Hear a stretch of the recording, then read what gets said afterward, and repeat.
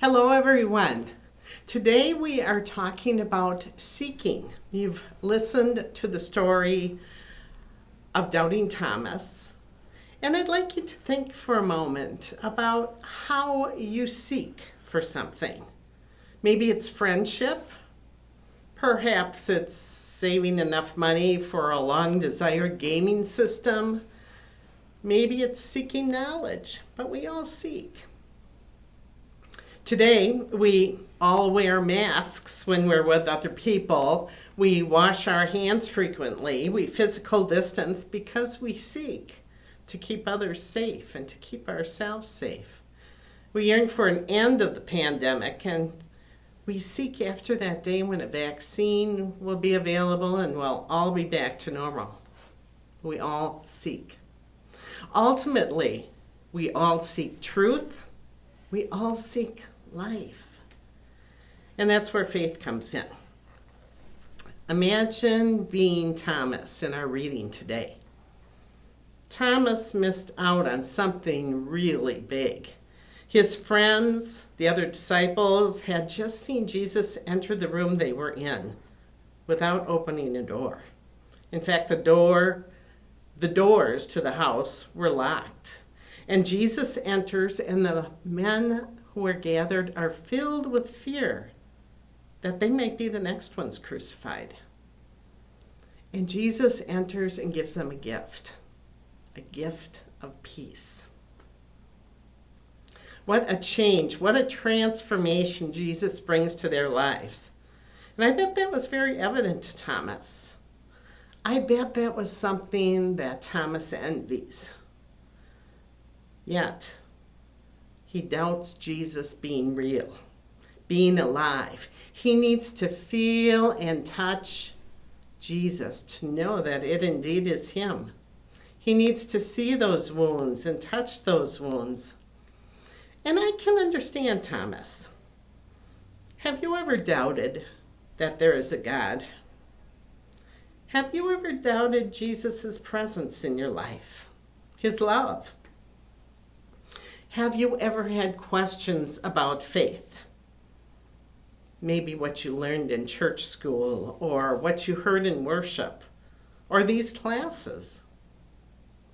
Doubt strikes every single one of us at many times in our lives. Doubt is part of our faith journey.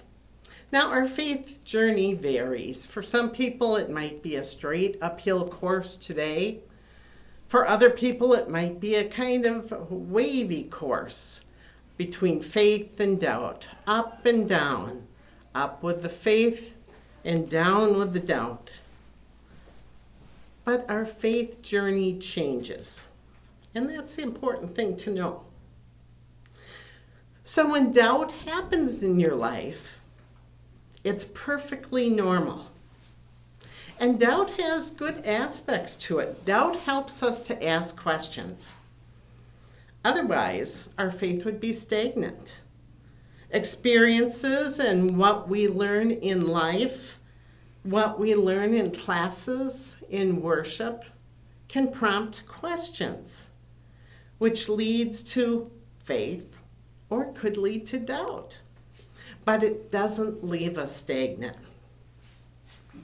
In the Bible, there's a story in the Gospel of John about Nicodemus. Nicodemus is a man who was a religious leader who went to see Jesus because he had questions. He had doubts. And he didn't want to be seen going to see Jesus. So he went at night. But none of his friends, none of his colleagues would know he went. But he went to investigate the questions he had. What a good thing for us to remember. You may have friends who think they have their faith all together. They have all these answers to any questions of faith you might have. They're black-white answers. But faith is really a gray area. There is rarely instances where something is totally black or totally white. And so that can cause some real struggles as we determine what Jesus means in this situation.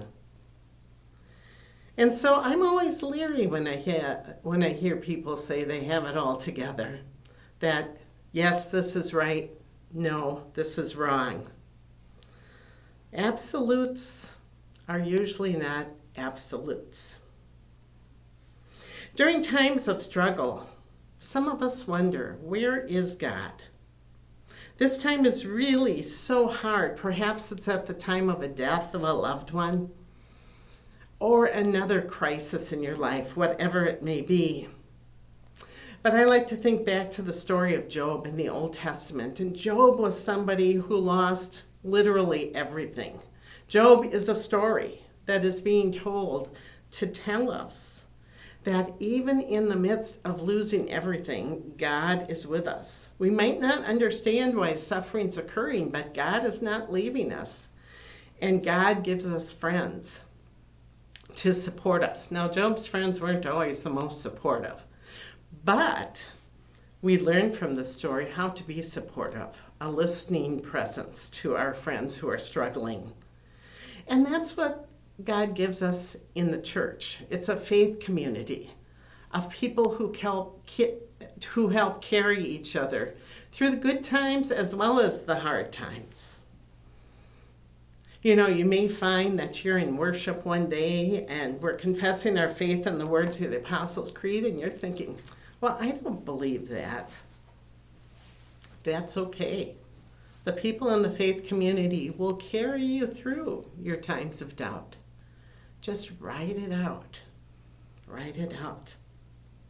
There are also joyful times in life when we are so excited and so happy, we forget to think that God had any part in this. I think of the story in the Gospels about the 10 lepers, who Jesus healed these 10 lepers, and they walk away completely thrilled that they are well again. And only one of the 10 goes back to thank Jesus for healing him. There's also those ordinary times in life when days just go as they should. And we don't think about God. Our attention is drawn to other gods with a small g. Maybe the economy, maybe what we can shop for, instead of thinking about Jesus. Now, if doubt causes us to question our faith, then the opposite of that is certainty. Certainty. And we can't have certainty in faith totally because there is a lot of unknowns. God is mystery in many aspects. And so the best we can do is see through a mirror dimly, as Paul tells us in 1 Corinthians, because we've got this smog in the way, the smog of sin and imperfection in the world. And so we can't see God as clearly as God might want to show God's self. But one thing I think is important to keep in mind that we can be certain of, and that is my own understanding.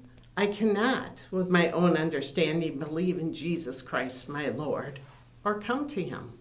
It's not something I can do. It's not something I can create inside of me. It's the Holy Spirit that comes to me and abides in me and gives me the gift of faith. And through that gift of faith, we can unwrap it and it grows and we become enlightened. But we need the Holy Spirit to give us what we need. The more I seek, the deeper my faith grows. The more questions I have, the more I abide in Jesus, the more my life is transformed when I give control of my life to God's will. It's like the father in one of the Gospels whose son has seizures.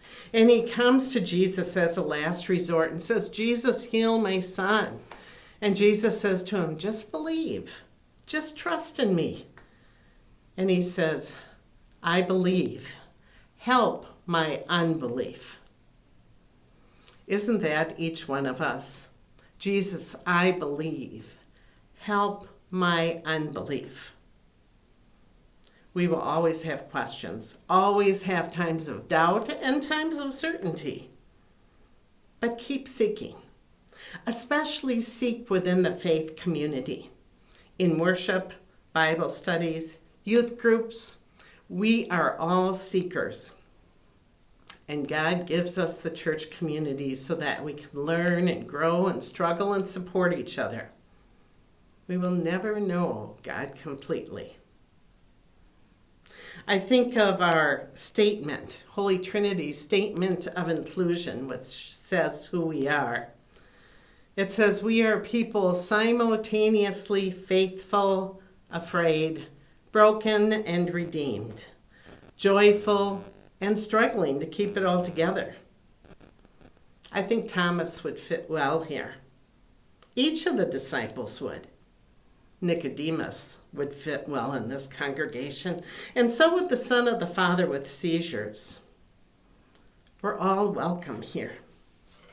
Each one of us. Remember why John wrote this gospel. He says at the end of our verses for today, "Now Jesus did many other signs in the presence of his disciples, which are not written in this book. But these are written so that you may believe that Jesus is the Messiah, the Son of God, and that through believing you may have life in his name." Believing, trusting in God. Belief and doubt, they go hand in hand. So keep seeking, my friends. Keep seeking.